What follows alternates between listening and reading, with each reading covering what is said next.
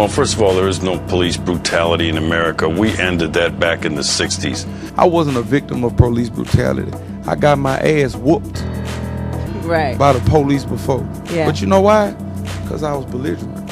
Okay. I was belligerent and I was conducting myself like a nigger. I don't think all cops are bad. You know, I think there's some great cops out there who do everything in their power to uphold the badge. And I face more danger and I feel more danger putting on my uniform every day and going into the American ghetto to police. And as a black victim, and I've talked to a lot of black victims of crime, they face more fear and danger at the hands of other black people in terms of victimization, in terms of crime, than they do from some anomaly and an outlier where some kook goes into a church and sprays the place up with bullets, killing people who are in prayer.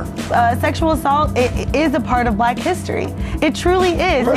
You know, you don't sit up there and gloss over police brutality. But at the same time, we have a bigger problem in the black community, and that's black on black crime. For me, there is a larger issue when we talk about rape, the rape culture in our country, and particularly in the black community. But we keep screaming Black Lives Matter. If they really matter, then let's do ourselves a favor. Let's stop killing black folks. I think as long as we have black on black crime and black, you know, one black man killing another, you know, if Black Lives Matter, then they should matter all the time. Slavery was about togetherness, and understand that we must overcome together. Not that we must separate ourselves to highlight our skin color. If you want to highlight our skin color, highlight the people that's doing the successful things in the communities that we should be highlighting. It is entirely appropriate that the mayor of Baltimore, who I spoke to yesterday, my understanding is you've got some of the same organizers now going back into these communities to try to clean up in the aftermath of a handful of protesters, a handful of criminals and thugs who tore up the place. So you say there shouldn't be a BET change? No, I don't think so, no. Just like there shouldn't be a Black History Month. You know, we're Americans, period, that's it. Are you saying there shouldn't be a Black History Month because there isn't a White History Month? Exactly. It was like Stacey Dash said that it shouldn't be no BET, everybody should be Americans. And I was like, if she said that, then I feel like I agree with that, because it's only two type of people in life: real people and fake people. Right. They got these people talking about all black, man, Black Lives Matter, man, all lives matter.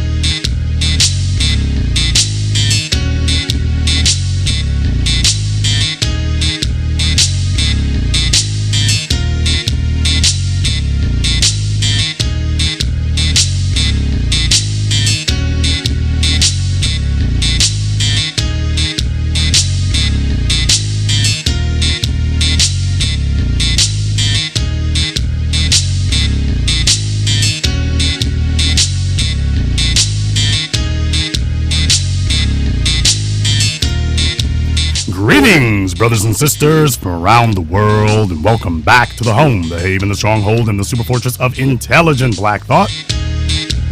This is the BlackChannel.net radio program, and I am, of course, your host, your brother, your humble servant, the Black Authority. Sitting in with me tonight is Professor Black Truth. Welcome back to the Black Channel, brother.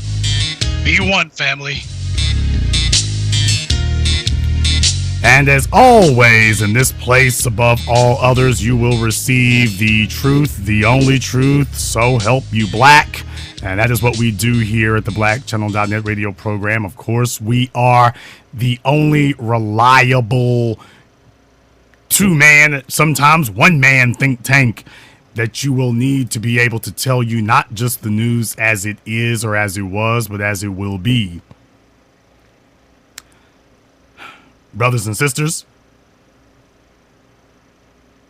it was 7 months ago, over 7 months ago, that this microphone right here did what absolutely no one else anywhere else would do. A lot of people were hedging their bets. They were coy about it. They weren't very sure. The national mainstream corporate broadcast media had assured everyone that this was going to be a presidential election that they would decide, and that your input and your thought would not only be unwelcome but would be unnecessary. And it was only the Black Channel at a crucial, critical, pivotal moment that said, we have to sound the alarm. Donald J. Trump, white supremacist arch-fiend, will be the Republican nominee for president of the United States. It seems surreal. It seems impossible, but he will do it. We said this at the beginning of the primaries. So there was no way that we could back out of it. We called it.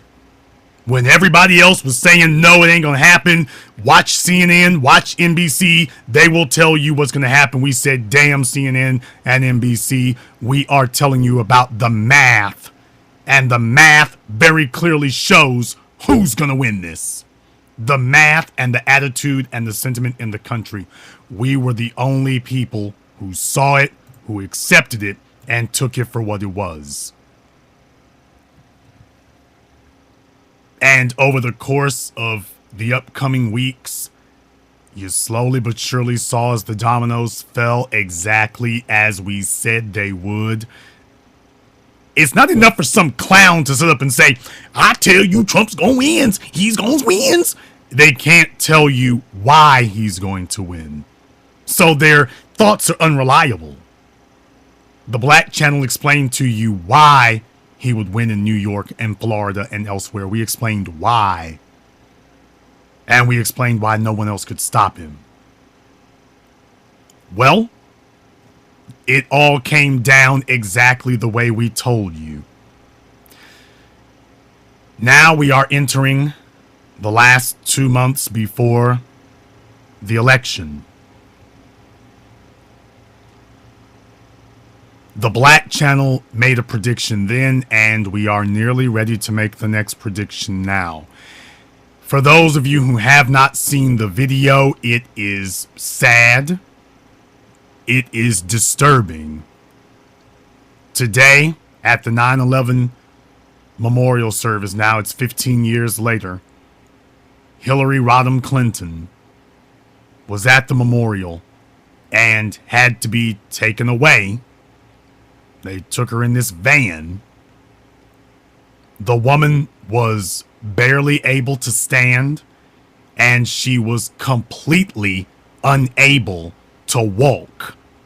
And there was a guy who had his cell phone, and he uploaded it to Twitter. I've shown it to everybody on my Facebook page and elsewhere. You can see in one of the most unscrupulous, underhanded, and despicable acts of outright lying that you will ever see on broadcast media, CNN,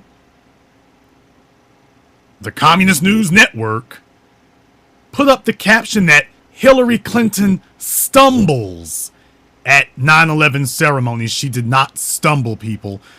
She literally had to be drugged into the van. Literally. Her feet would not move.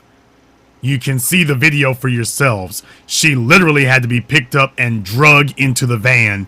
Her feet wouldn't move properly. This is not right-wing propaganda. This is the news. These are the facts. She was not moving under her own volition. Now, it would be different if this were the first time, but we've got video after video after video now of her having what they said were dizzy spells, fainting, exhaustion. They've pulled out every excuse. Now they're saying that 2 days ago, Friday, that she was diagnosed as having pneumonia. That wasn't no damn pneumonia we saw today. That was the exact same. That was the exact same type of episode that we've been watching. It damn near looks like she's having seizures. It nearly looks like she's having seizures. Now, had this happened Friday, that would be different. This happens at the beginning of the week. And I'm telling you right now, Rush Limbaugh, Sean the Moron Hannity, Bill the Bigot O'Reilly, Michael Savage, they are all preparing their wisecracks, their talking points. Karl Rove is sending out the emails with reckless abandon with the talking points that for everybody to emulate. Tomorrow morning, she will be savaged. It will go and it will go. And even though her liberal friends at the New York Times, they have done everything that they can to make it seem like, oh, you're a right-wing nutcase if you think Hillary Clinton has health issues. You can't have 6 damn videos of her having the exact same type of motor reflex problems over and over and over and over and over again, but keep saying there's nothing wrong here. And furthermore, she's 68 years old. 68. You're talking about she's got pneumonia at 68? Pneumonia is deadliest for the very young and the very old.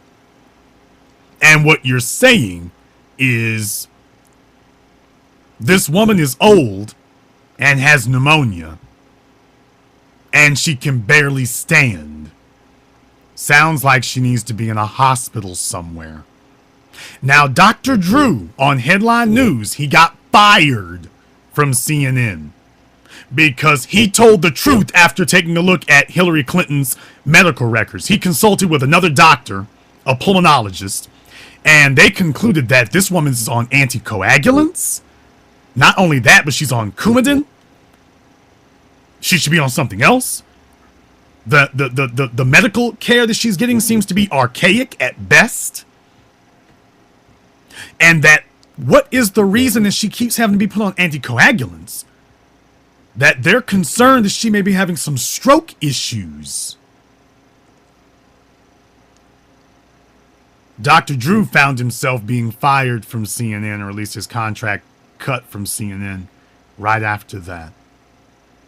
Clearly, we can see who CNN has their chips bet on. But that was what they've done now. And Dr. Drew said that there is cause to be gravely concerned about Hillary Clinton's neurological health.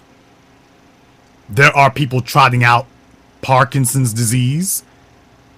There are people trotting out multiple sclerosis. But her team keeps saying that she's healthy. She's healthy. She's healthy. Brothers and sisters, I want to declare definitively and officially right now at the Black Channel, Hillary Clinton doesn't look very damn healthy to me. Hillary Clinton looks very unhealthy. And at this moment in history, and I hate to say this, but I will say it because this is the stronghold of intelligent black thought, and it must be stated, I am unfortunately starting to get the same feeling about her that I think that many Americans would have gotten or should have gotten about Franklin Delano Roosevelt. They kept pushing him out there too until he could no longer stand. And then they kept shoving him out there until eventually he died in office. In politics, we usually go, we the American people are supposed to be able to filter out the people who are just ambitious from the people who are ambitious and capable. We know that Hillary Clinton is ambitious, but taking a look at her health right now, does she appear to be capable? Hillary Clinton is barely able to make it through her campaign rallies. She was not able to make it through a 9/11 ceremony. What do you think's going to happen here in a month when she has to stand for 2 straight hours on live television? The New York Times won't be able to say if you say there's a problem with her health, you're just a right-wing demagogue, you're buying conspiracy theories, you're a kook, you're trying to write a narrative, you're trying to disparage her. If she has an episode on national television, and forbid she loses her balance, loses her equilibrium, and cannot stand, go take a look at those last debates with Barack Obama and Mitt Romney. They had to stand for hours. Hillary Clinton does not look like she can do that. That is not a person who can stand for hours that I've seen over the last 4 months. Furthermore, you're going to be standing for hours with Donald J. Trump yelling and railing at you the whole time? Verbally berating you and psychologically battering you for 2 hours? 15 years ago, that Hillary Clinton could have done that. 10 years ago, that Hillary Clinton could have done that. 8 years ago, that Hillary Clinton could have done that. The one walking out there today, I'm not so sure.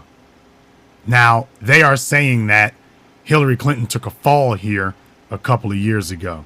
As you get older, when we start hearing about people taking falls, you have to understand, when you're young, if you take a fall and lose your balance, you put your arms out in front of you or whatever to break your fall. As you get older, when you lose your balance, you lose complete coordination. Your arms don't move anywhere, and you just hit whatever you're going to hit on the way down. That's what usually winds up permanently injuring or killing older people. It's called age. All of us will go through it at some point. Is that what happened to Hillary Clinton? I am telling you all tonight that America will vote for a raunchy female. They will vote for an overbearing female. Will America vote for a sick one? Will America vote for an ill female? You've got a relatively healthy male, even if he's a couple of years older than she is. You have a relatively healthy male, or at least he looks healthy, compared to a woman who is clearly unwell. Whatever confidence her backers used to have in her, by this time tomorrow morning, I expect to see it completely and thoroughly shaken to its roots. I am almost ready to officially call this election for Donald J. Trump. I need to see what's going to happen here over the course of the next couple of weeks, but I'm telling you, based upon what I've seen now, we're just about ready to call this election for him. Earlier last week, you saw that Donald J. Trump was leading her in the polls. They're trying to put out some specious polls now to say, oh, she's regaining her lead. But there's trouble, people. If she looks ill, you're not going to be able to get the New York Times to spin every time she falls over and keep saying that she's healthy. The New York Times has already abandoned any type of journalistic integrity a long time ago. But now they're about to become a complete joke. If they tell you that you can't believe every video that comes out. No, we don't have to believe Donald Trump. What about the videos that we see of her? Now, I want to know tonight, what are you going to do when President Trump takes the oath of office? Are you still going to say that kneeling for the national anthem is wrong? Are you still going to say that the most important issue facing black people is gay lives? Are you going to tell us that you don't like us using terms like bastard baby maker? Are you going to tell us that money don't matter? Are you going to tell us pray? Are you going to tell us that Obama will figure out a way to fix this? Tell me. What are you going to say? Professor Truth, a lot of people are in denial about the situation we're about to find ourselves in. But brother, I don't think that they are seriously considering that this can very easily happen in America. You have tried to warn people and enlighten them about what happened going into Nazi Germany, that you had a weak government that was not ready for the surge of nationalism from a bunch of young, strong, hungry right-wingers, and it happened. And people are still in denial that it can happen in America today in 2016. The white media has made a cottage industry out of shaming and bullying black people for speaking the truth, and that's the reason why we here tell it, and we don't apologize for it, and we look at what everyone else is saying, and it's almost tautological, but you can say the opposite and be right. Too many people have taken comfort in media narratives and media templates.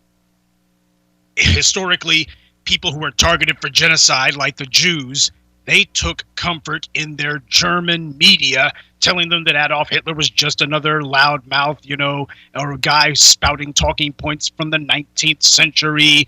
He'll blow off a little steam, a couple of the resident anti-Semites will march with him, and, they'll go away when people see the truth.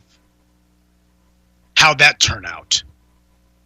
Here at the Black Channel, here in Intelligent Black Society, our stock in trade is thinking the unthinkable. As Otto von Bismarck said, politics is the art of the possible.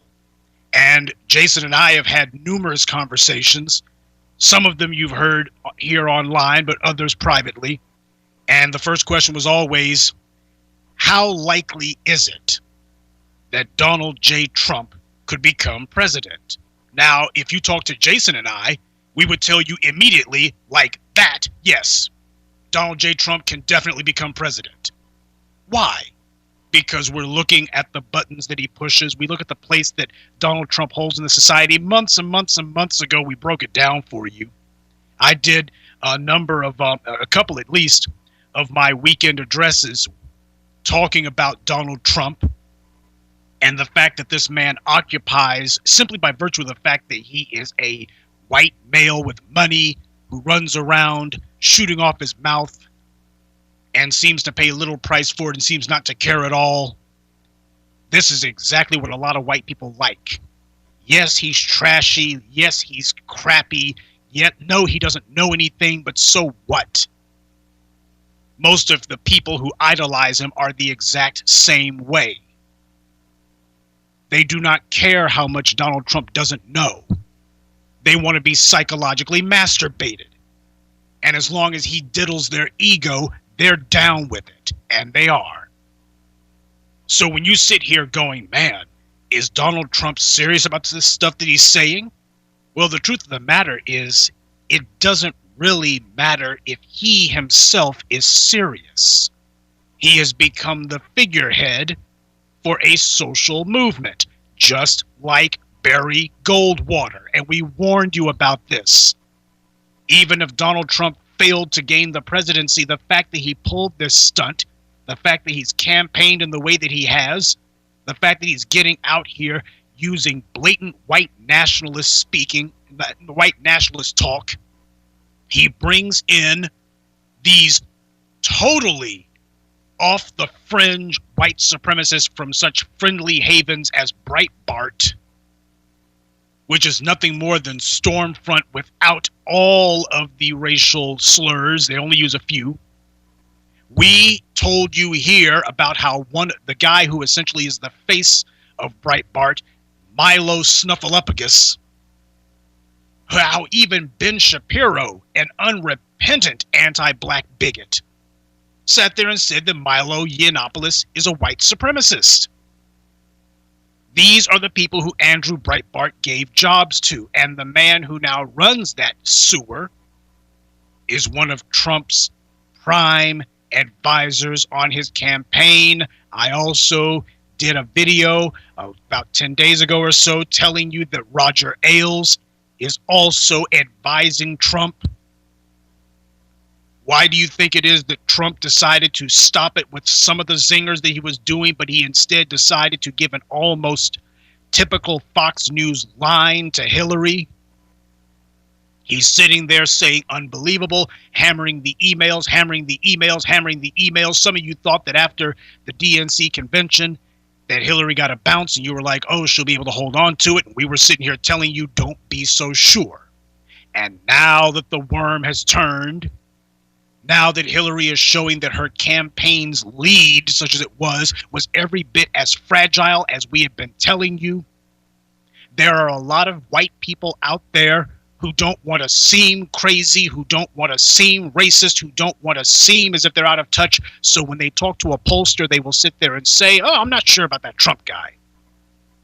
But as soon as they're off the phone, they're sitting there going, we need to make sure that America stays majority white. And we need to make sure that America remains a free fire zone for killing black people. And we need a president who understands that the fat of the land must be made to remain in white hands, as Abraham Lincoln so adequately put it. I would see the superior position assigned to the white man. Old Honest Abe lived up to his name. He made no bones about the fact that as far as he was concerned, he knew that white people's position was not earned. It was given to them, and he was cool with that. And he said, I want to see that continue. And he's not alone. So Hillary Clinton, got to give it to old girl, she made the best attempt that she could to hide her health problems.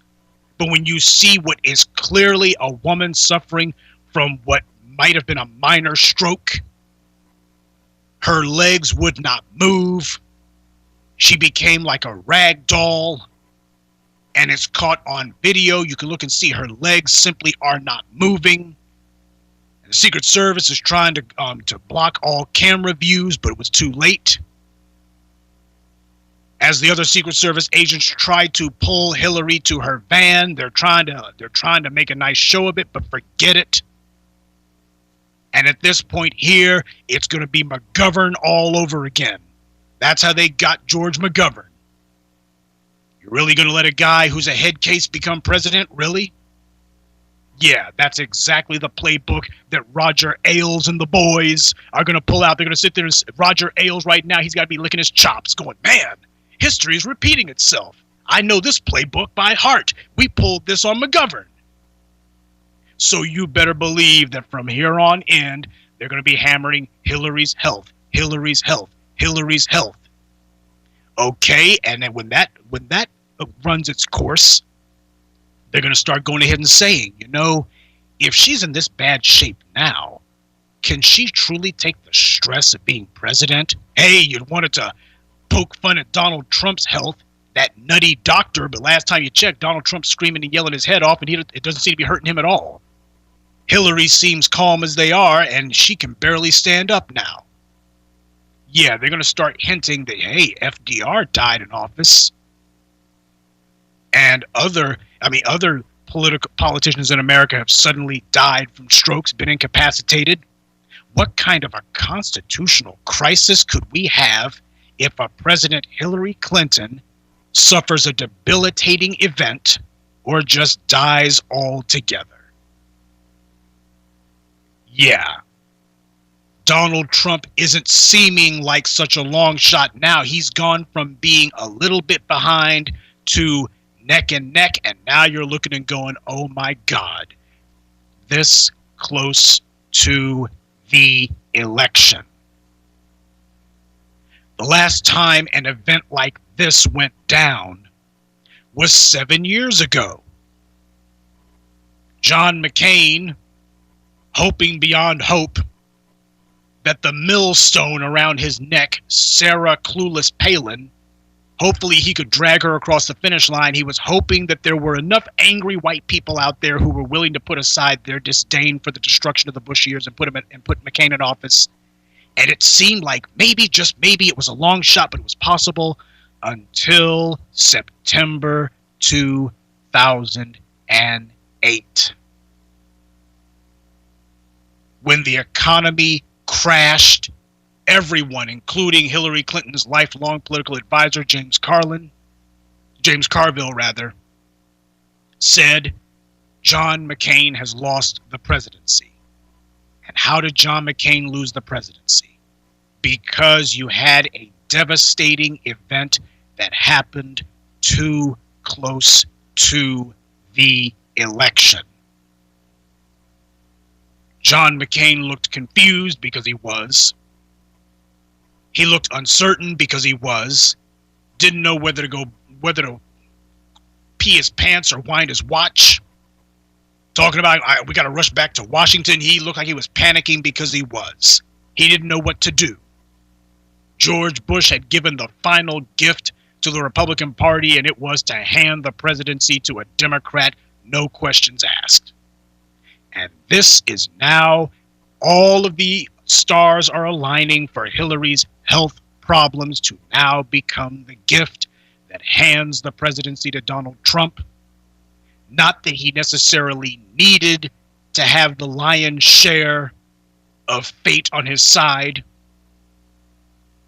but black people in particular better understand something. You can't afford to be so slow on the jump, to be so slow off the mark when it comes to looking at events and how they're going to bear themselves out. One of the most well-known, well-used of white informational apparatus is Kiplinger's. Now, most of you have probably heard the name Kiplinger's, but you don't know who they are. To make a long story short, Kiplinger's, in essence, what they do is essentially future casting. They try to look at events today and figure out how they're going to shape up down the road. I mean, look at what white people have put in place to ensure their power. They put think tanks in place, political action committees in place, policy advisory organizations in place. They do what they feel they have to do in order to look at events and see how they're going to shape up 5 years from now, 10 years from now, 20 years from now, 30 years, 50 years, 100 years. Black people seem to think that apparently we're going to just wing it. And that's what leads to unrealistic thinking.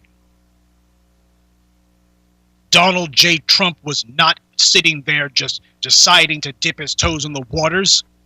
When he went after Barack Obama with that birther thing, he saw two things that made it where he thought, maybe I can run for the presidency. The first thing that he saw was that the media might have been griping and complaining about him, but he saw the public, especially white people, were not.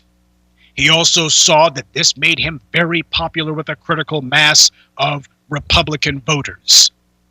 He saw that he had been able to get a lot of support from them, and you better believe that there were a lot of white people who liked to be in the shadows, who sat there and said, well, I can't be seen contributing to you.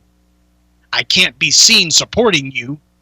But if you run for the presidency, we got your back. See, that's the kind of circles Donald Trump runs in.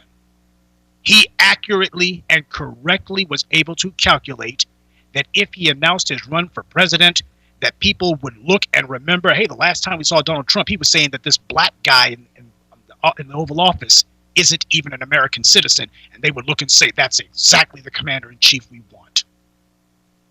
He knew it from the jump. And the Republicans were sitting there trying to play the old game. We're going to be a bunch of lukewarm racists. We're going to drop some code words. And Donald Trump was like, hell, too late for code words. Let's just give it to him raw and uncut. And it has worked. He understood that there were a lot of white people who were angry as hell at the perceived, well, not even the reality. Those of us in intelligent black society, we knew that Barack Obama was just a paper tiger meant to help avert what could have been a possible revolution. But there was a lot of white people who didn't understand the scam. As far as they were concerned, the very fact that there was a black man in the White House was an intolerable insult. The nation was gone, taken from them. You think Bill O'Reilly was whistling Dixie in 2012 when after Barack Obama got reelected, he sat there and said that the America that they knew no longer exists? Fox News is the voice of white supremacy in the media.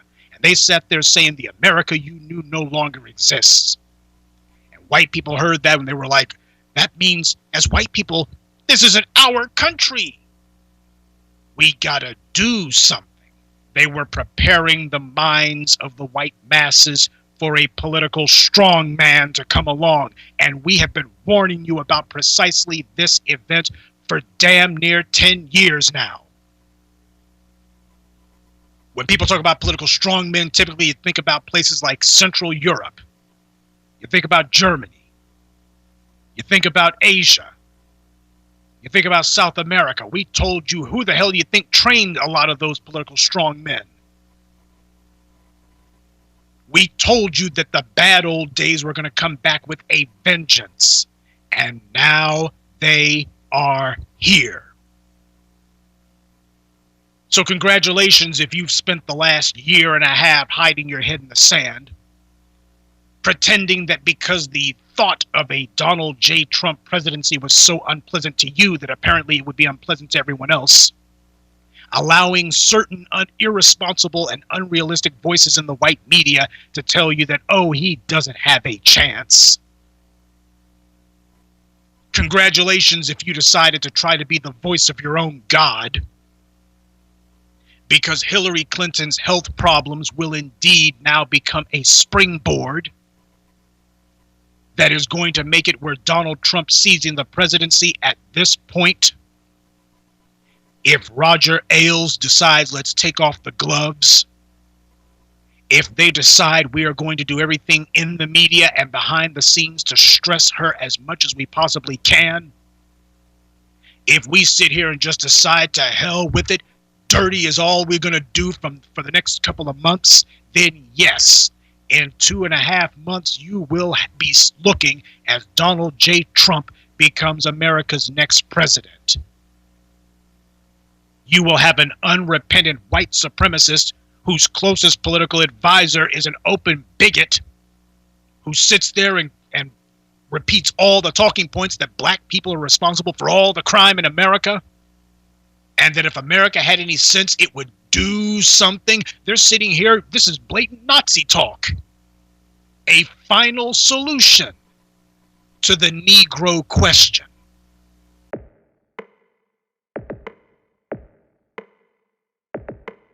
What if the richest people on earth had a plan to remove the poorest people? What we're seeing is a class and racial remake of the city to the extent that we haven't before. People are coming back to the core of the cities. Who lives in the core of the cities? Black people.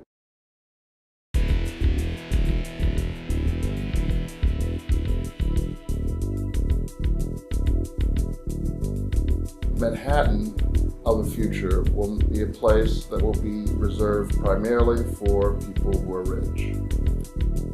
What if everyone had their own economy except you? So they fix up the urban neighborhoods, not for the residents, they fix them up so that the white newcomers to our city will have a place to live, and the black community is left with welfare. The black community is under duress all the time. But there is no memo, no smoking gun, no backroom plan that says, who can we do in today? I know. The only time resources are used to develop these communities when there are long-term plans in place to remove the people from those communities, to force migrations, to force evictions, and to price the people out. What if the local police chief is also the local Grand Dragon? There are instruments to help remove us on a local, state, and on a federal level. In a continent-spanning event, Black Channel Films presents the first comprehensive examination of gentrification and how it affects black people. We take you across the country, from Chocolate City to the Motor City, from the Empire State all the way to the Golden State. Some people still think they can bury their heads in the sand, but there's nowhere to hide from the forces of ethnic cleansing, American style. And like it or not, one way or the other,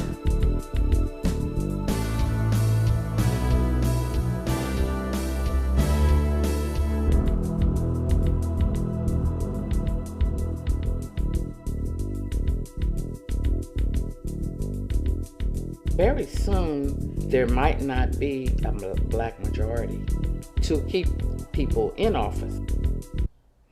If that happens, then well, Lord help us all.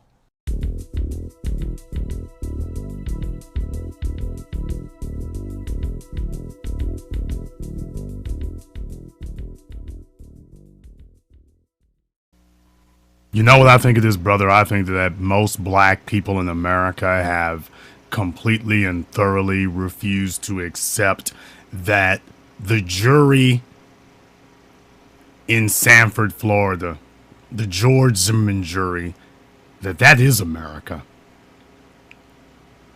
That the Freddie Gray, the cops who killed Freddie Gray, the apparatus that allowed them to walk, that is America. The grand juries in Ferguson and Cleveland for Darren Wilson and Tim Loman, that is America.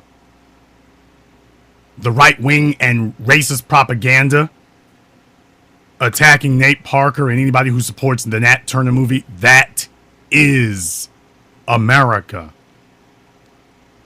This other crap that we've been deluding ourselves with for the last 7 years, that was fantasy. Reality is about to come crashing back through the doors. Think about the fact that Brandon Marshall and Colin Kaepernick and others have been taking the knee today and have been making it clear that they are standing against injustice. But take a look at them kneeling alone. Take a look at all the other black males on their teams standing there saying, I don't want to be counted as supporting that. And you think that those Negroes are going to stand up to Donald Trump? They won't stand up for their own lives. And that's the average black person sitting around waiting to see what it is they think will get approval from white society. But they represent the average black person. And I'm telling you right now, they won't stand up to save their own necks. What makes you think they're going to stand up to Donald Trump, people? And we're not even wargaming this properly. We're not even wargaming this all the way. People, can you imagine the Supreme Court picks under a Donald Trump? Can you imagine what those will look like? You thought it was bad under Eric Holder as he stepped over the dead bodies of other black males in a heinous, neglectful, totally callous, and disinterested fashion. Can you imagine what the Donald J. Trump Justice Department is gonna look like, is gonna sound like, is gonna act like? Can you imagine what that's going to be like? Can you imagine some of the federal court picks he's going to make? Can you imagine some of the executive orders he's going to give? Can you imagine what that's going to be like?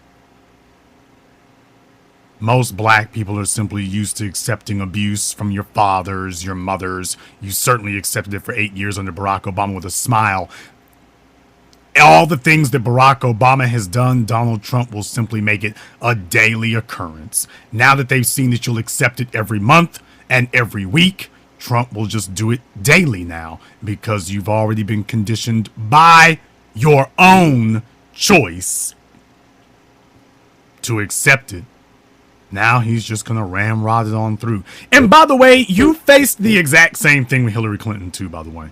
She was going to be no different. There is no difference between the two of them. It was going to be the exact same thing. Exact same thing. But at least now, evil, white supremacy will have an honest face. And to be totally frank with you, I prefer it that way. I prefer my white supremacists with no additives, all preservatives, straight, unfiltered, uncut. I prefer them like that. I prefer an honest enemy over a false ally. It is going to be very, very tough. You think the prison industrial complex was tough before now. The prison for profit system. You thought that was absolutely diabolical before now. Can you imagine what a billionaire business owner will do when he's got access to the prison industrial complex? Can you imagine some of the absolutely wicked things that he's going to devise? Some of the absolutely scandalous stuff that he's going to conjure up. Hell, he's probably got a list of people right now lined up with ideas. Halliburton, Blackwater, and the rest of them. Can you imagine? And up until now, you were like, well, it was unlikely that would happen. You're probably going to have people now who got the plans on the table. And you will have Charles Barkley and Stephen A. Smith and Stacey Dash and all the rest of the coon train riding up telling you all that everything is fine, everything is just all right, there's absolutely nothing to worry about. You ain't in prison, are you? Well, don't worry about what's going on over there. Everything is just okay. That's what it's going to be like. And I want to say here tonight officially that this is good. Because black people have spent the last 50 years living in stubborn denial. We have allowed our dumbest, densest, and laziest to set the agenda and to tell us that what we see so obviously in front of our faces either isn't there or doesn't matter. We have allowed the dumbest, the failures, the frauds, the clowns, the phonies, the degenerates, the deviants to sit up here and set the agenda for the society at large. And a little bit of suffering was not enough to shake us to action. What is going to require now is that black people encounter an acute level of suffering, because a little bit didn't get it. We got out there in the streets and let the gay lives matter people take over the conversation. A little bit of suffering does not register for us. We need somebody who is going to make a bunch of laws in a bunch of places specifically targeting us. That's what we need, because we don't want to accept that when the camel got his head in the tent, that was the time to stop him. We got a bunch of folk looking at Barack Obama talking about, well, it doesn't matter if he said that black people are thugs. They probably are thugs. You had a bunch of black folks saying that, giving him a pass. Well, he called them thugs because, well, they act like thugs. But he's different from Trump. When Trump say thugs, he means it different. When they call Richard Sherman a thug, that was different from what Obama meant. So they probably was thugs. Y'all probably is thugs. Black folk make stupid comments like that. We allow dumb people to be the authority in the room. And what we need right now, unfortunately, because I say we need it because everything else has failed, what we need is a no surrender option. We need somebody who's going to put our backs to the wall and make it very clear that they're here to kill us. So that way, when dumbasses stand up talking, they will have to say, well, Jesus will provide and we'll have a better life in the next world. So that way you will have to make the choice. Now that you can't lie to yourself and say that these people were offering you some other choice, they are offering you the choice of slavery and death. Now you'll just have to make a choice whether or not you choose to be a slave or die. And it's unfortunate that black people have allowed ourselves to get in this position because we have declined and refused every other option. But you know what? Here we are. Here we are, and I wanted to let you know that this is good. This is good for us. those of us in intelligent black society who have been ringing the bell, who've been sounding the alarm, those of us who have been the man on the wall, holding the line, the only actionable mobile defense for black society, we have been ignored long enough. We have allowed the sluts and whores, the sellouts and coons, the clowns, the bum niggas, the slaves, the tokens to sit up here and speak for our people for far too long. It is our time. And I'm telling you all right now that it is darkest just before the dawn. But the dawn is coming, and it will be a brand new day for Africans, or should I say an old day of African excellence and primacy. It is going to be the return to the old days. But right now, we've got to shed the dead weight. The majority of black society has accepted its position as the lapdogs and the flunkies and the cast-offs of white society, and we, as true African heirs, we are going to have to take that back now. We are going to have to take it back now. I'm telling you, it's going to be a long, hard fight. It is going to be a street fight from block to block, house to house. It will be nothing but unfettered, unhindered, hand-to-hand combat from one door to the next. But I'm telling you that we are the elites. We are the best in the world at what we do. We have been silent. We have been underestimated. And it's our time now. The weak are being pushed to the side. They are mad as hell. They're mad as hell. They're mad as hell. I told you all Variety magazine was beside themselves with anger that Nate Parker's The Birth of a Nation was received to a standing ovation in Toronto at the Toronto International Film Festival. They were furious because they are trying to kill Nat Turner for a second time.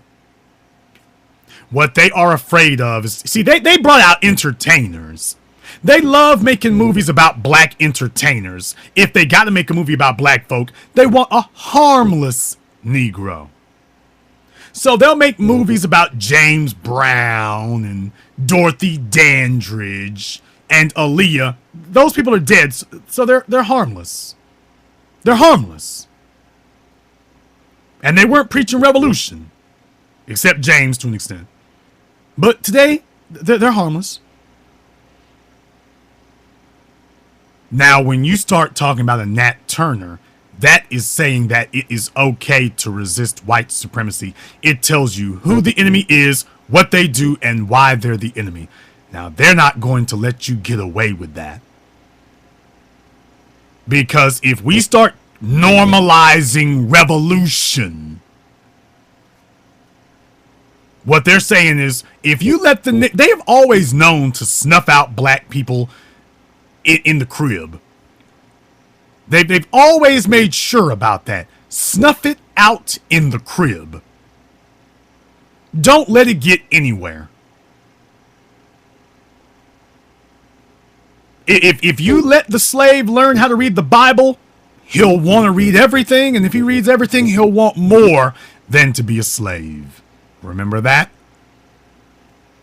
If you let these young black children learn about Nat Turner, who they don't even teach about in the schools, they're trying to tell you that there was no slave trade, that the slaves from Africa were just immigrants along with everybody else. They came here to work for gainful employment. They're outright lying. And if you teach the children about Nat Turner in the schools, if you teach the children about Nat Turner since the schools won't do it, then next thing you know, they're going to be starting to talk about Jacques Dessalines.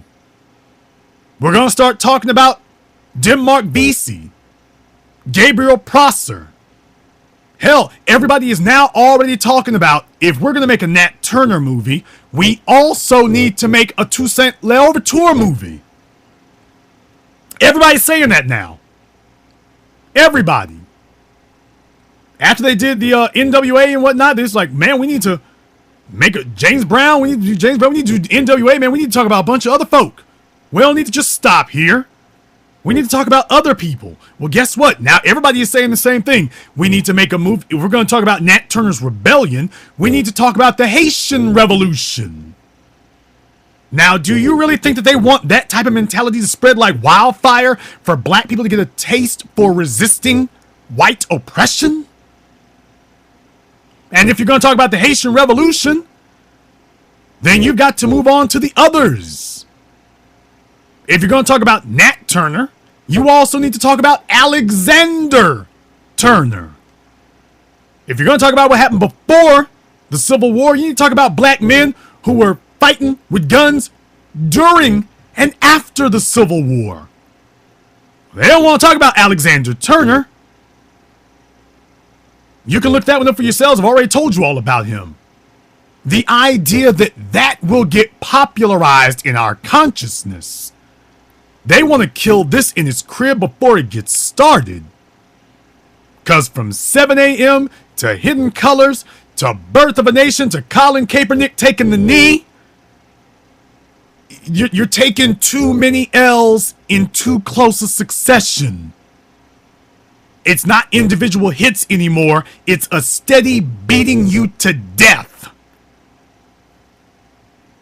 And they understand, unlike black people, they understand you have to wipe out a problem in its crib in its infancy. You got to stop it early before this thing is able to grow and mature and get too big to handle. We are normalizing revolution. That's why they're trotting out all of their bedwenches, clowns, hoes, morons, idiots, tokens, and their literature slaves. The Root and the Griot, the white corporations that own them, the white corporations that own and control Ebony and Essence, they have mobilized all of their discredited bedwenches and clowns and told them, you get out there and you tell black people that the problem is blackness. You get out there and you tell them the problem is standing up for yourselves. That the problem is Francis Cress Welsing. You need to get out there and tell them that. But the problem with that is that them niggas can't touch nothing. You can't send out Jamila Lemieux. I mean, you can, but what's she gonna do? She has no credibility. She has no black support at the grassroots level. She's got white support. But you're not sending her out to talk to white people. You're sending her out to talk to black people. She ain't got no credibility on the street. The black channels got credibility on the streets. The people we deal with got credibility on the streets. You got a bunch of puppet niggas who've never been able to move a crowd, much less move the masses, but they're going to keep trotting them out. They've got no credibility. Now they're trying to full court press for this damn toxic masculinity. They're trying to coin that as a phrase. They ain't going no damn where. That's not going anywhere. You can keep trying it all you want to. That damn thing is DOA. No, this is going to be fought at the grassroots level. And that's where every single one of you comes in. And I want to take this opportunity right now to give a special thanks to everyone, because a few years ago, we were all wondering, was it going to work? How is this going to happen? Is it going to make any change? Is what I'm doing going to make a difference? Let me tell you, people, you are making a difference. I can't tell you everything, but we've been contacted by people. You are making a difference. Just like with 7 a.m., all eyes were on us to see how that was going to go. And now the gospel of economic empowerment has become the default when people say, what is the answer? The needle moves slowly, but it moves. And all eyes are on us again. So I want to send thanks to every single person who walked past the Nike store, who walked past Bloomingdale's and Nordstrom's, and said, you know what? I'm going to give a few dollars to black empowerment because the bad guys are funding white supremacy. We better fund black empowerment. That's what the people here have said. The people who made no excuses. The people who said that this is our time and white supremacy dies in my generation. Those are the people I want with me. Those are the people who stand with us. Those are the people who are saying, you know what, even if it's just a few dollars, it's going to the revolution. Those are the people we want here. Just like when you were in New York and LA and DC and everywhere else and you heard 7 a.m. on the radio and saw it on the television, you could not deny, yeah, I did that. I made a difference. There's a reason why you had Hollywood actors and Hollywood names retweeting what we put out. They understood. And we understand. And what they're checking to see is, were we a flash in the pan, or do we have longevity? Do we have consistency? Are we going to go the distance? And they're starting to see that this is a movement. It's not even the beginning of a movement. This is a full-fledged movement now. But they're waiting to see who is going to prevail. Will the puppets controlled by white masters prevail, or will the Africans controlled by no one prevail? And now they're starting to see that the puppets' legs are getting weak. They're starting to wobble. They're starting to get dizzy. They're starting to waver on their feet. They're starting to look real shaky in the knees now. And we are looking stronger than we've ever been. So I want to send a personal thanks to every single one of you. People like Karen Blanchett. That Karen Blanchett has been absolutely phenomenal since the very beginning. And I want to send a very special thanks to her. That woman can do no wrong in my eyes as far as I'm concerned. She is a person who doesn't just talk the talk, she's walked the walk up one side and down the other. I don't have a perk big enough to reward that woman.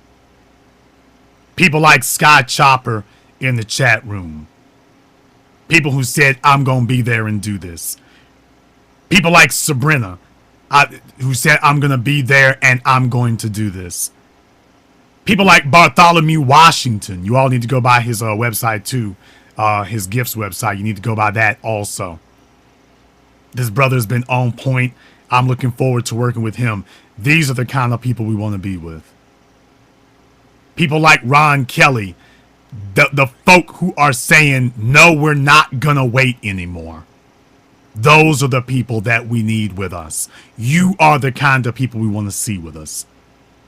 And we've had hundreds of people now who have contributed and gotten involved. Why? Because you see that this is the time to do it. The wind is at our backs. That's why they're coming out against us so hard and heavy now. They're coming out against us as hard and heavy and consistent as they are because they know their backs are to the damn walls. As I said, this is it. Well, guess what? They're having an equal powwow where they are. Where they're telling their people, damn it, this is it. That's why they got rid of all their renter niggas over there at MSNBC and CNN. They don't even want your faces on TV anymore. You got to go. They don't need you anymore. You have to go. They dumped everybody because they understand that this is it. The group who is going to survive is the one that wins this round, not the next one. The one that wins this round. Those are the ones who are going to win. The future of black society is going to be decided in this generation, not another one. And whether or not we actually have a future, that's going to be decided during this generation. not any other. We will be the ones who see it. We will be the ones who see it happen or don't see it happen. We'll be the ones who do that. So I want to thank everybody, no matter how much you gave, but of course the people who have been consistent about it, that's important. That kind of thing is important. So when I talk about, if you hear me say names and talk about people like Sharon Johnson or Alexandra or someone like that, you understand why that is. Because real recognizes real, and we know who our people are. Not the folks who made excuses. Not the people who said somebody else is going to handle it. You're taking a look at Brandon Marshall taking the knee, and then you're seeing another black male, number 97. Now, I don't know who number 97 is with the Denver Broncos. I don't know who he is. But he's not like Robert Bell. I know that. Robert Bell has been a good brother. He's been consistent about this thing. He's not like that. You see, history is going to remember everybody who stood up to white supremacy and everybody who refused to. Number 97 with the Denver Broncos, you don't want to be like him. He's standing right next to Brandon Marshall, standing there as if his black ass ain't on the line. Brandon is taking the knee to show that he recognizes who the enemy is and that we are at war, and this fella's sitting over there hoping that he doesn't get put on the cattle cars. History will remember everybody who knew what the right thing was to do and was too scared to do it. You know, Professor Truth, there's that picture that I was talking about last night that shows, it's that great picture, it's on my Facebook page, shows the group of people standing, the guy with the whip is standing over this group of people, he's cracking the whip, and everybody bows down, and then one fella stands up. And the fella with the whip is just cracking the whip. Hey, get back down. The one fella stands up and will not move. And then, next thing you know, 5 other people are standing up besides him. Now, the whole multitude is still sitting still, bowing on the ground to the guy with the whip. But the 5 people stand up after the one does. And then next thing we know, everybody is standing up. And the guy with the whip is down on his face, bowing to them. The problem, brother, is that nobody wants to be the first black man to stand up to the fellow with the whip. We want to wait until that last big group. Nobody wants to be the Zulu first in line to stand up to the man with the whip. That's the problem, brother. And they know that the whip works because on too many occasions, we've actually kowtowed to them. I mean, for example, today you had 4 members of the Miami Dolphins who took a knee on 9/11 during the national anthem. So it's spreading. Fox News was terrified, saying, oh, the Minnesota Vikings, some of their whole teams threatening that they're going to take a knee during the national anthem. Yes. Dropping the hints, the golden blackjack that never misses. Oh, the players, they're concerned about their endorsements. They're concerned about their contracts. It's the white media telling them this is what we're going to do to you if you displease us. Well, apparently, cowardice is a disease because it's contagious. But you know what? Occasionally, so is defiance. And they hate it. From today, in fact, probably about 20 minutes ago, Nancy Armour of USA Today wrote, and you tell me if this sounds like a sports column or an attack piece from Fox News.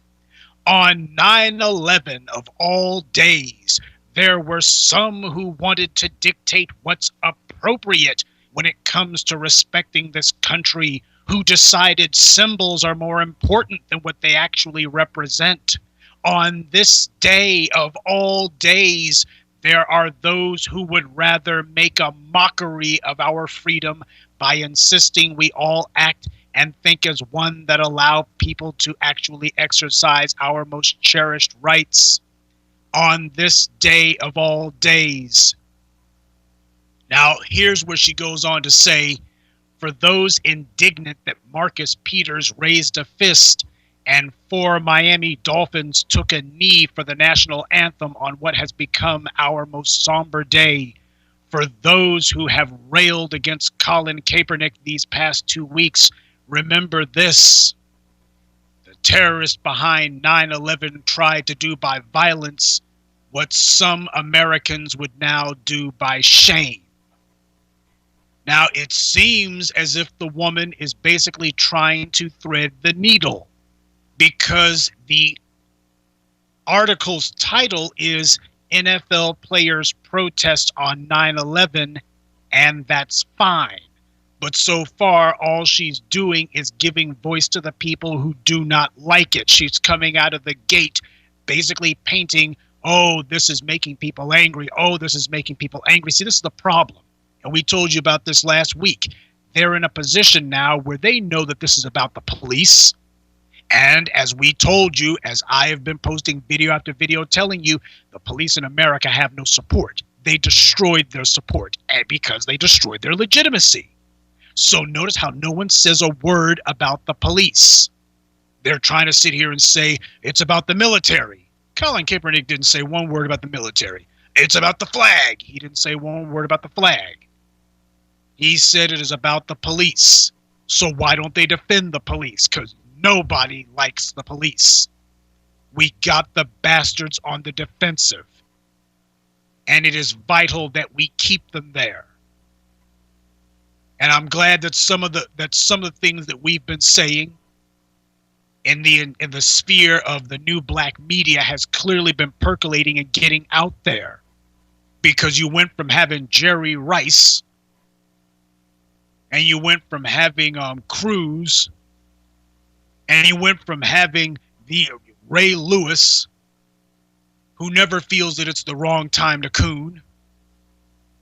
These guys have now been largely tamped down on, largely silenced, and it's spreading and growing. And it's done so in such a way where now everyone's seeing it. And that which you cannot defeat, that which you cannot intimidate, you have no choice but to accept. And yes, the white media's got their megaphone, but they're understanding now that our voice can be heard too. I mean, look what they've done to Nate Parker. Just today, you had Stormfront Hollywood, previously known as Dateline Hollywood.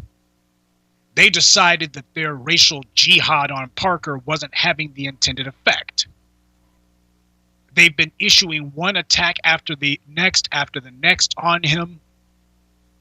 They have been the leading voice trying to figure out how to shame Nate Parker for a crime that wasn't even committed. They don't report on the Birth of a Nation movie. Instead, they resurrect a totally false rape accusation that a white jury and a white judge acquitted him for. Just today, September 11th, while some people have been commemorating a national tragedy and focusing on Hillary Clinton's health issues, Stormfront Hollywood's been trying to flog the dead, rotted horse of Nate Parker's acquittal. Here's the headline from the article written just today. No apologies as Nate Parker and his Birth of a Nation cast face the press in Toronto. That's the headline. No apologies. Don't they care about the movie? Nope. This is about attacking you. Nate is a black man. We got to find a way to make you the bad guy here. But the standing ovation at the Toronto Film Festival, doesn't that matter? This ain't about who's actually liked there. This is about making this guy into a symbol of black criminality. The article, so-called article, went on to write, no apologies. That's the first thing. After the headline says no apologies, they decide, well, just in case you missed it, no apologies. Asked whether he, talking about Nate Parker, should have apologized for a claimed sexual assault of which he was acquitted in 2001. Now, doesn't that contradict itself? If a white jury and white judge found you innocent of raping a white woman, what do you have to apologize for? I'm sorry that I was found innocent of a crime I didn't commit. I'm sorry I didn't do it. Let's continue. Nate Parker told assembled reporters at the Toronto International Film Festival that this wasn't the time or place to deal with it. Parker said, quote, "This is a forum for the film. It is not mine. It does not belong to me." Very skillful. Deadline then went on to write, "Overall, the press conference was an awkward affair." An awkward affair? There's not one damn part of it that was awkward. Deadline, or rather Stormfront Hollywood themselves, wrote that Parker and his crew had the event under total control. That's one of the things they griped about in the piece, saying that they weren't, that basically they were focusing on less controversial things, and that they didn't open up the floor to questions as quickly as they would have liked. In other words, well, you were managing the time. That's the event. The point is to promote the film, not to provide a platform for people who were only there to push a racialist agenda, like Deadline Hollywood. The people at the event gave the movie a standing ovation. What the hell is awkward about that? Nothing. That's the problem that Stormfront Hollywood has. But they've got their own media megaphone, and it is their sole advantage. And having failed to destroy Nate Parker, seeing the war on black men via proxy having fizzled out, they're now resorting to flat-out lies. They got a media monopoly and they're using it. This is what Deadline is saying today. This isn't an industry website, it's an online Klan website. But they are also the leading, if not one of the leading websites on Hollywood news. They're angry that Nate Parker, after having taken body blows and done the wrong thing by apologizing for a crime that wasn't even committed, they were angry that he's finally taken the initiative. Because as far as they're concerned, this sets a horrible precedent. Chris Brown had to get on his hands and knees and stay there. And that hasn't stopped them from attacking him. But Nate Parker's taken a different tack. He stopped apologizing. And that is what they hate. He stopped begging white people's forgiveness because he didn't do anything wrong, and they're scared that black men will follow his example. That if white power strikes you, the answer is not to assume the position and plead for white people to be merciful. The answer is to stand up, step forward, and stand strong. Because people will see a black man displaying strength, and they will gravitate to it. You know what the real killing thing is about that, Professor Truth? It doesn't matter how much bowing you do, it's not going to help you. Some people think that they can bow and scrape their way through this. Stephen A. Smith did, and I guess he thinks he won because he was given a longer contract so that he would be one of the in-house coons. Ray Lewis did the exact same thing. They booted him off the air.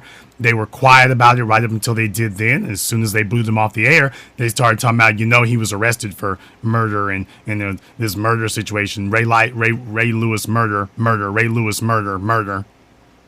Isn't that amazing? They only stopped talking about it as long as you were useful to them. And in Baltimore, he figured he could coon enough to get them to stop doing that. And it didn't work. It never works. Everybody thinking if I just snuggle up to Massa, it'll work. And Gabrielle Union, who has engaged in the most putrid and reprehensible turncoat behavior you can imagine, who is allowing her personal man-hating issues to become a public distraction now, as this aging actress is desperate to lash out one last time before she goes and sinks into total obscurity and irrelevance. Understand something, people. It's a new day in black society. We will remember everybody who stood up to the enemy, and we will remember everyone who collaborated with him. Oh, yes, we will. And see, right now you're telling yourselves, well, them niggas can't do nothing. They don't have any power, wealth, influence. We don't see anything there. But understand, it's slowly growing. It's slowly building. It's slowly coming together. And everybody's choosing sides. You might not have known you were choosing a side, but you're choosing one. And brother, they've done this to Nate Parker for a very clear reason. This is supposed to send a message to every black man who thinks about getting into Hollywood. This is supposed to be a casting couch moment. Because every black man knows this ain't got a damn thing to do with a court case from 17 years ago. The man is innocent. Why do you keep bringing this up? This is their attempt to show you we can destroy your career if you are totally innocent. If you've done nothing wrong, if we don't like the material you put out, we don't give a damn if you get together $100 million of your own. And if you have the highest grossing movie of all time, we will still figure out some way to take you down. And I'm telling you that it's not working. So, Professor Truth, I want you and I to go a little bit further here tonight. In the next week or so here at the Black Channel, we're going to facilitate something. I don't exactly know how this is going to happen because I've never really done this before. We will figure out something because we are the haven of intelligent black society. I want to give away. I figure I want to try to give away maybe, I don't know, it just depends on how many cities. I want to give away tickets in 5 or 10 cities to go see Birth of a Nation. That's what I want to do. I want to give away tickets in 5 or 10 different cities for people to go see The Birth of a Nation because I will be there. I have not gone to go see a movie in, over 20 years, but I will be there on opening night for this one because I want to show Variety and Deadline and USA Today that you tried, you took your best shot, and your worst nightmare is about to come to life. Nat Turner lives. They hate that hashtag. We gonna give them something to hate on October 7th. So what I want to do, brother, is I want to buy tickets because it's not just enough for me. And I want everybody else out there. I don't know what you're going to do, but this is what I'm going to do. It is just that important. So I want us here at the Black Channel to put together something where we can get tickets for people to go see The Birth of a Nation because, brother, it is not important enough to give lip service. It's not important enough for us to do hashtags and attaboys. We have got to show up. We have got to show up in force. We have got to show up on time. And we have got to show up when we need to be there so that we can demonstrate to them this is not a flash in the pan. This is not a fluke. And that this is worth repeating again and again and again. Now, let me be very clear about this before I turn the microphone back over to Professor Truth. I know how Hollywood works. And the way that it works is if Nat Turner's movie comes out #1 and is gangbusters, which is what everyone is expecting now, because there's no reason it shouldn't be. If it does everything it's supposed to do, this will galvanize black people. Now, what Hollywood will try to do is they will try to put together some low-budget coon fest and tell you this is the movie about the Haitian Revolution. Probably you'll have Toussaint Louverture drooling over some white woman. Probably have him conflicted about should he fight Napoleon. Probably telling his people, I don't know, maybe we should just stay on these plantations and let the white folks rule us for another couple hundred years. It'll probably be some mess like that. They'll probably try to interject a couple of white saviors that the Haitians couldn't figure out how to get free on their own until the white folk came and talked to them. They'll try to coon it up and water it down and white it up some for them there. So I know how that works. But for every coon fest that they try to promote, there's going to be a black fist that understands that no, we don't have to settle for a whitewashed, watered down version. We don't have to settle for that anymore. we can do our own thing and it will work. And oh yeah, we ain't got to wear no dress to do it either. What say you, brother? Absolutely. Be one. Now that is a capital idea. Because white supremacy mobilizes when they see something that they want to proliferate. They don't leave it up to chance. They put their shoulder to the wheel and push hard as they can. And white Hollywood is as racist as anything you can imagine.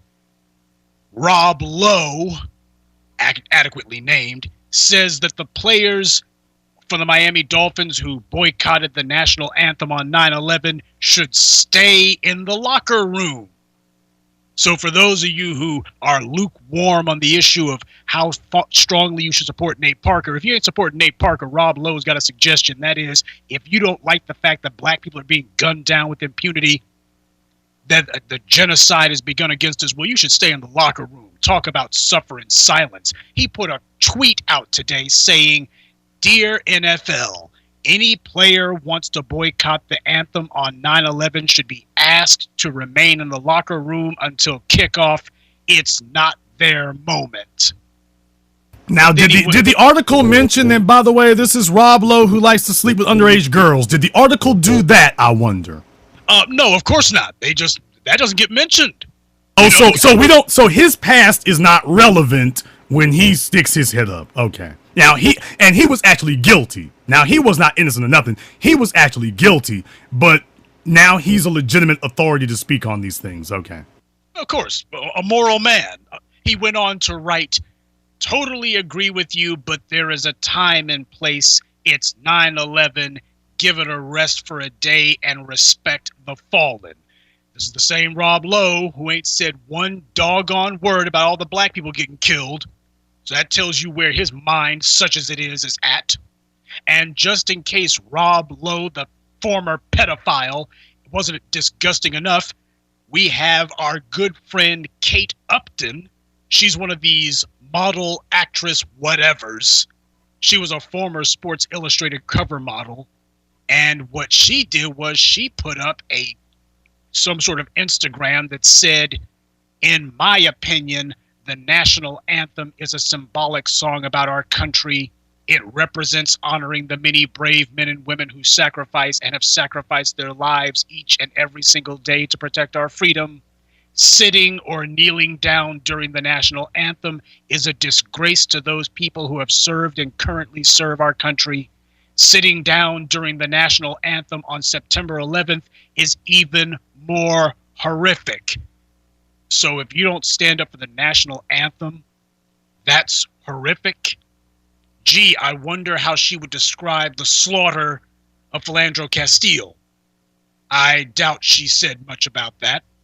But she did say, protest all you want and use social media all you want.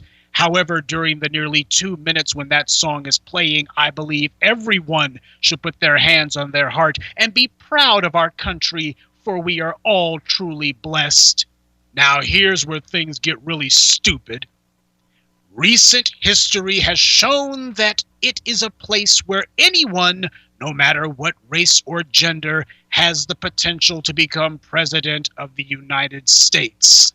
And now a lot of you are realizing why Barack Obama's presidency, even racists, tamped down some of their criticism because they realized that this was a perfect shield that they could hide behind to throw their vitriol. They will forever, no matter whether it's 5 years from now, 50 years from now, hey, remember that Barack Obama guy was president? That's why it doesn't matter how many black people we kill. Why any black person could become president while we kill some more black children. Now, Upton then went on to write, "We live in the most special place in the world and should be thankful." Well, she's right about the special place. I can't think of any other location on earth where a pedophile can sit there and say that other people should be ashamed of their behavior. Then she wrote, "After the song is over, I would encourage everyone to please use the podium they have, stand up for their beliefs, and make America a better place. It is a shame how quickly we have forgotten this as a society. Today we are more divided than ever before. I could never imagine multiple people sitting down during the national anthem on the September 11th anniversary. Now, none of these good white celebrities from Hollywood have said a damn word about police who kill black people and then smile afterwards like Daniel Pantaleo did after he murdered Eric Garner, about how disgraceful it is that a child could be murdered like Tamir Rice, and then the police department sits there and brings in professional smear merchants to claim that he brought it on himself. He shouldn't have been outside, shouldn't have been playing, shouldn't have been doing it. It was all his fault. It was the kid's fault. Meanwhile, nobody asks why it is that heads have not rolled for hiring a man who you knew, should have known, to be emotionally unstable. Nobody points out that you have police in many cities across America, from Miami to San Francisco to San Diego, sending out tweets talking about how they're going to be targeting black people, that the next time that they see certain residents, they're arresting them on site simply because. We'll worry about a reason later. Rob Lowe ain't got a problem with that. Kate Upton doesn't have a problem with that. We need to go ahead and be quiet is what they're saying. Suffer in silence. You can protest, just don't do it in a time and place when anyone will actually see it. See, they've spent decades what Jason and I have called brain typing, finding out black men in particular who, if you just wiggle some dollars in front of them, or a white woman, they will go along with whatever stupidity you put forward. That way you can always show an image of black people. There are always going to be some pictures of black people not protesting the injustices of the hour. And there'll always be athletes and entertainers. But now they're looking and going, man, you're taking our propaganda edge from us. We can't depend on our hand-picked, cherry-picked $40 million slaves to stand with their hands over their hearts. They're protesting. You're ruining everything. Yes. And the whole world's watching it. On September 11th, now, if somebody brings up how many unarmed black people have been killed today on September 11th, gee, I wonder if that would be something worth protesting. Well, have you heard what they said, though? The NFL and pro sports is where they're supposed to sit up here and showcase to all of us that there is no injustice in America, that everything is just fine, that there are no problems, and that black people have no issues or no grudges to hold. We don't have any problems. That's what the Super Football Sunday is for them to sit up here and show, see, everything is just fine in black world.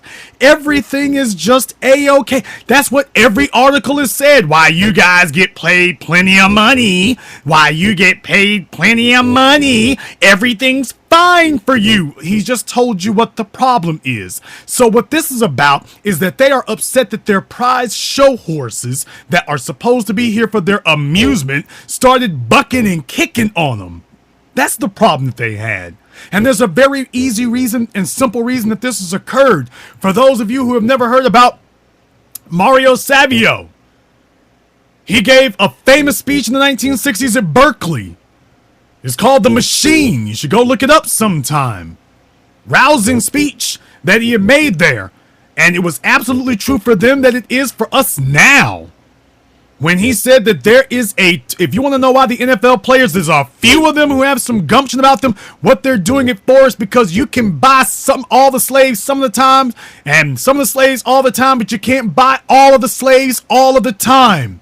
And there is a time when the operation of the machine becomes so odious, makes you so sick at heart that you can't take part. You can't even passively take part. And you've got to put your bodies upon the gears and upon the wheels, upon the levers, upon all the apparatus, and you've got to make it stop.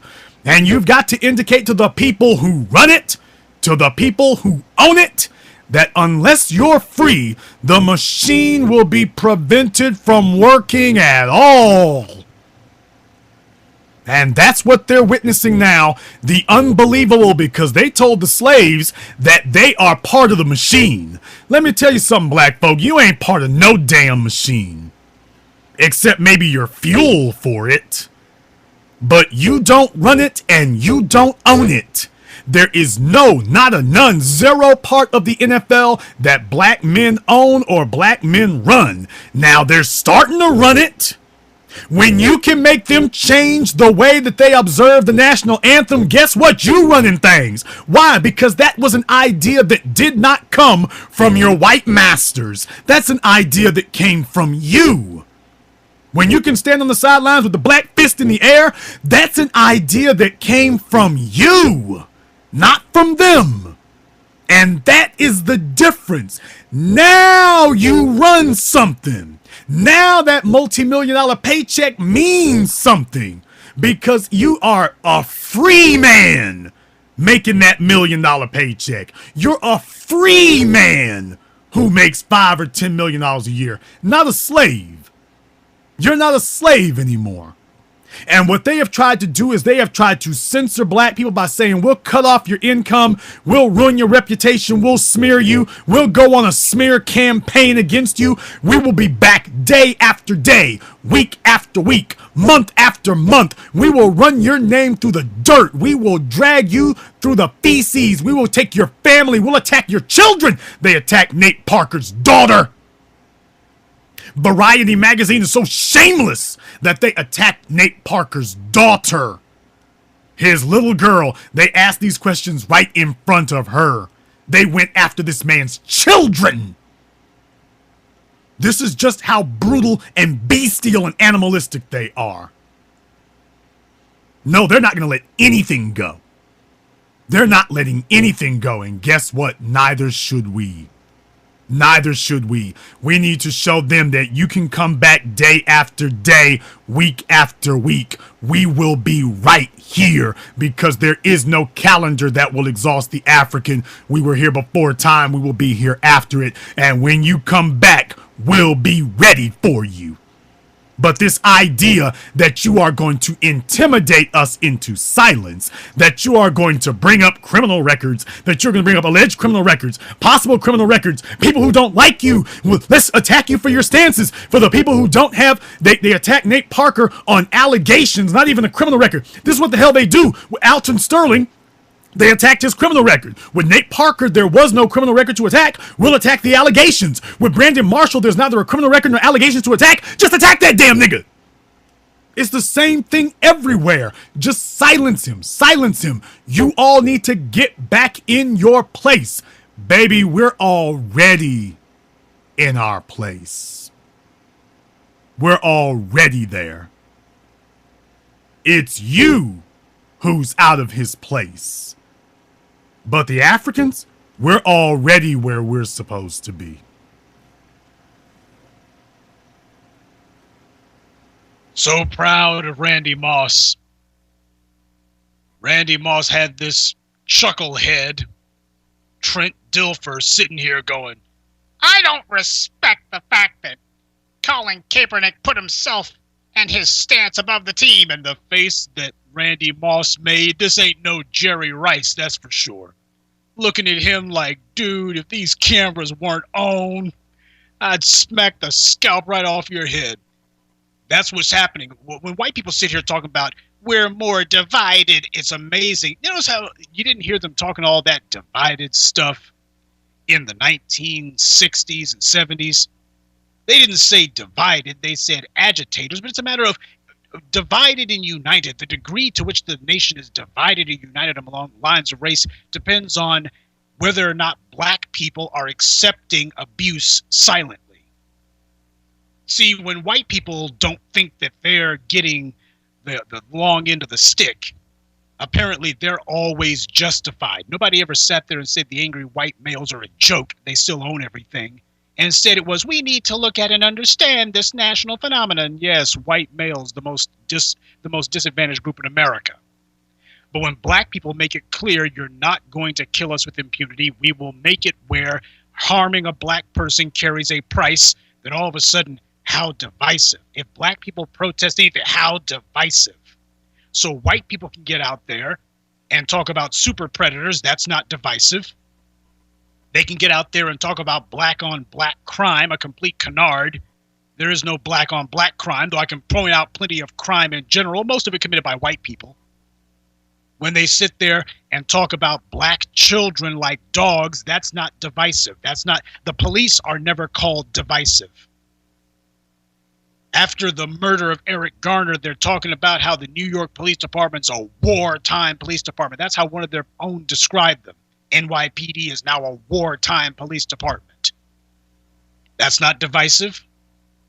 Sending out text messages demonizing black people, laughing about the mistreatment of black people, plotting the next mistreatment of black people, that's not divisive. Gee, it seems as if whenever it comes to black people being harmed, there's no such thing as divisive.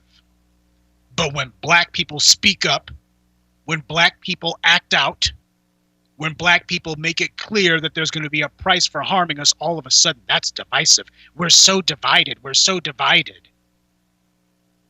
Yeah. And don't underestimate the value of, on September 11th, the first regular NFL game of the season, I believe it is tonight, having players with the guts to take that knee. Hundreds of millions of people around the world are going to see that. And ain't no way to censor it. It is a platform and a place where everyone's watching every minute thing. And when players take a knee, that says to everybody that America, even their most well-paid, the guys who we all recognize to be the well-paid house Negroes, apparently are very, very unhappy on the plantation.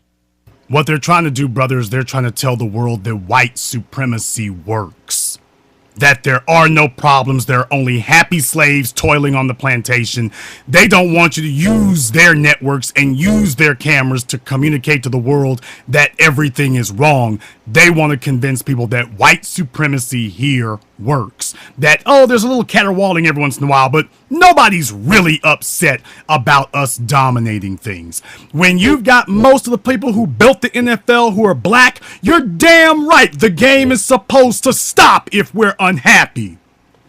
Because you let a white woman get her purse snatched in Central Park and they shut the whole damn city down for her. They grab and stop and frisk every black male within 5 square miles. The whole damn city has got to stop if there's an unhappy white woman. Well, guess what? The whole damn world got to stop if there's an unhappy black man or an unhappy black woman about injustice, not some whiny, pissy little person. If there's a black person who's upset about injustice, the game stops, the clock stops, the anthem stops, the TV time stops, the whole damn rotation of the Earth's orbit stops if we're unhappy about it. You're damn right. Because when you don't like something, they don't like the color of shoes they got, and we all have to stop for that. Black folk are getting killed, and we're supposed to just carry on? No ho-hum, nothing to see?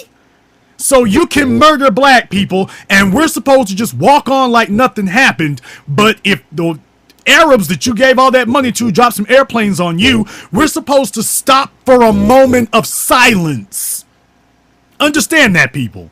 If they're upset, then you're supposed to stop the game and stop your school, stop your organizational meeting, lower the flags to half-staff, and have a moment of silence where everything stops and freezes. But yet when black folk are getting murdered, ain't nothing supposed to stop. You're supposed to just keep rolling. You figure out some way, you put it on social media, you put it someplace where we can ignore you. No, you're not gonna ignore us anymore. If we built this NFL, this is our game. See, this is a game that the white supremacists always want to sit and play. Stuff that black folk built, they want to tell us it belongs to them. We built this league. We put in the sweat equity. We are 80% of the workforce, 80% of the productivity. We are what the people pay for to see. You're trying to play some psychological damn shell game where you convince us that even though we are 80% of the productivity, that we don't matter. That's bullcrap. Of course we do. So we, as the part of the machine that matters, you're going to find out how crucial fuel is to a machine, because we might just be the fuel, but you tell me how far a machine is going to get when the fuel stops running. Professor Truth, I'll let you have the last word. Today has been a day that we should remember, but not because of the commemoration of any 15-year-old terrorist event, but because on September 11th, 2016, we have seen black people, in particular black men who have stood against the great tide of oppression and the vitriol and hate. Instead of bowing their heads, they're raising their fists. We are seeing black men and black women across this country who are proving that there is an awakening, however modest at the moment, taking place. With the success of ventures such as Hidden Colors and 7 a.m., and the widespread support that has been given for Gentrified, yes, Donald Trump may well seize the presidency in a couple of months. The race war is most likely going to intensify. Casualties will be taken. And we, as intelligent black society, are going to rise. Because there's an old saying that the hottest fire makes for the strongest steel. And we're not afraid of the flames. We've been in them for too long already, so at this point here, the flames do not burn us, they only purify. Which is why we come here week after week to re-verify and renew the promise that once and for always, it's going to be black first, unapologetically, without fear, black first. At the beginning of the 20th century, black people were starting to develop self-direction, where we did what was in our best interest without the oversight and approval of white society telling us what we couldn't do for our own benefit. They brought along integration and derailed that movement of independent thought. But at the beginning of the 21st century, you have a group of black people who understand what we need to do now, and that self-direction is the way to go. So I want all of you to join together with us and take part. Our voices must be heard, because if they can silence us, they can kill us easily. It's hard to kill people that you can hear. It is easy to kill people you cannot hear. And we want to make sure we're not easy to kill anymore. But more than that, I want you to understand the reason that you're doing this. This has nothing to do with Nate Parker, Jason Black, Professor Truth. This has nothing to do with us. This has got everything to do with you. You know that white racist boss you got at your job, who's passed you over for the promotions, who's giving you all kinds of flack and has written you up while your white coworkers laugh and giggle? Open up your wallet and do something about it. You know the racist judge who's handing out time like Halloween candy? Open up your wallet and do something about it. Don't complain. Do something about it. The last time you were in that department store and you got crappy service, either from the white idiots or the bedwenches, open up your wallet and do something about it.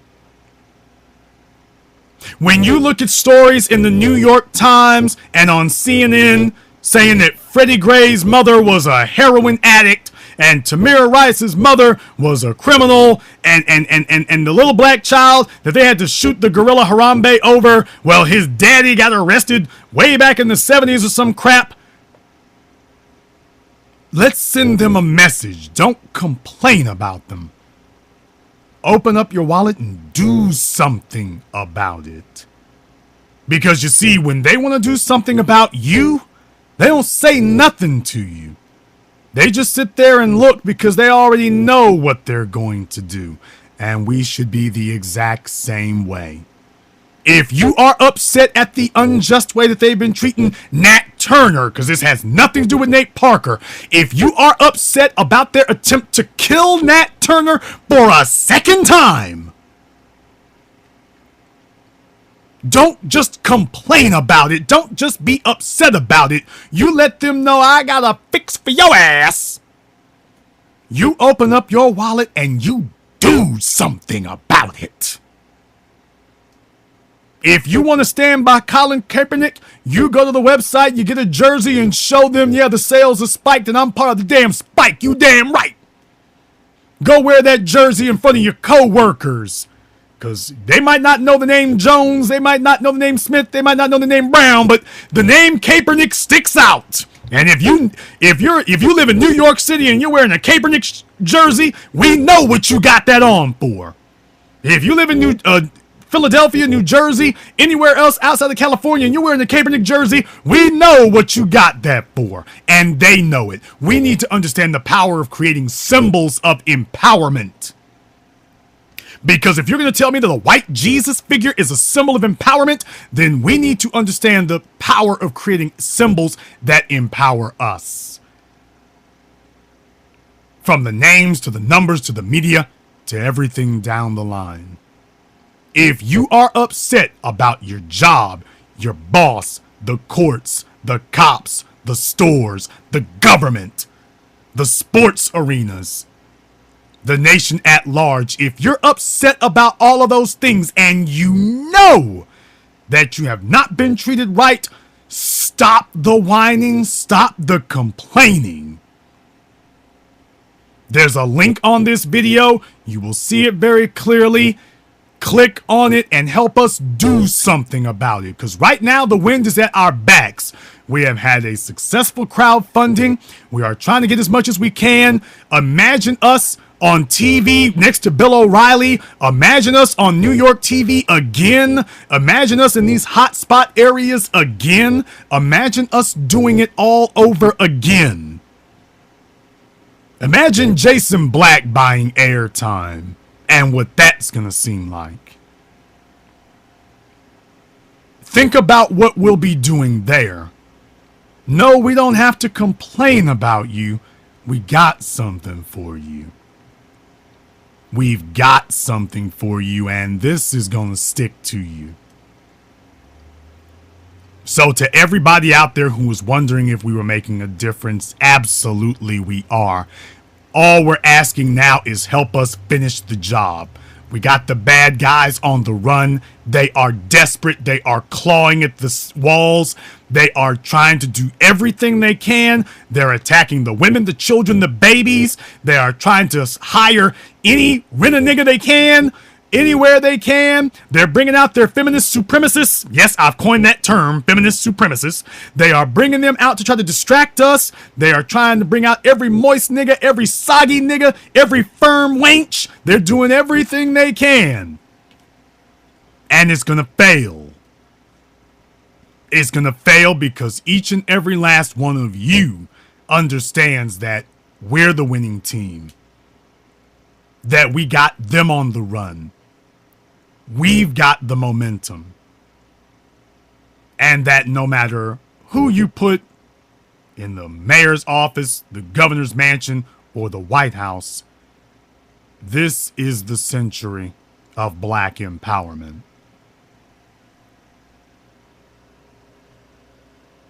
And this concludes tonight's broadcast of the Black Channel radio program. I am your host, your brother, your humble servant, the Black Authority, sitting in with Professor Black Truth. And until next time, brothers and sisters from around the world, remember, black is the future, and the future is right around the corner. Because each